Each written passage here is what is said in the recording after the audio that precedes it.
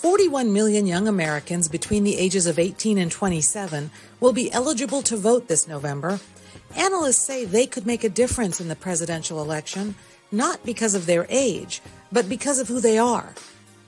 The younger part of the population is going to become much more racially diverse than that older baby boomer population. So nearly half of these, Gen Z youth are young people of color. About a fifth of them identify as LGBTQ in some way. So we're talking about a really diverse generation, not just in terms of their identities, but in terms of their backgrounds and experiences and views. Historically, young people vote at a lower rate than older adults. But this young generation is showing itself to be more politically active than other generations were at this age.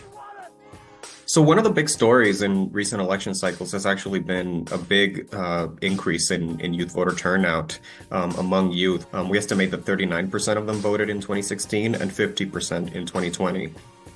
When it comes to the midterm congressional elections, contests when the presidency is not up for grabs, today's young people were more active than previous generations during the first midterms they could vote in. The 2022 election was the first midterm where Gen Z made up the entire 18 to 24 age range. More than 28% of them voted that year. That's a higher turnout rate than the millennials, Gen Xers, and baby boomers, the generations that came before them at that same age.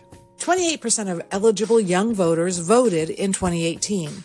That was more than double the youth turnout during the 2014 midterms, which was 13% for people aged 18 to 29.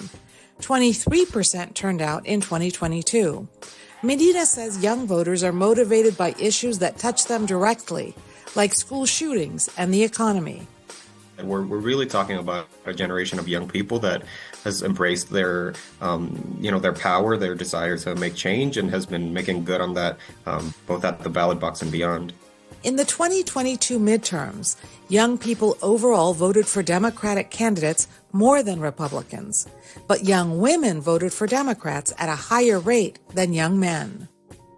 And if Kamala Harris can get them out to vote, they're probably going to vote more strongly for her than might have been the case for Joe Biden. Analysts say that without the youth vote, Republicans might have swept the 2022 midterms. Looking ahead to the 2024 presidential election, recent polls suggest Vice President Kamala Harris leads former President Donald Trump among the youngest voters.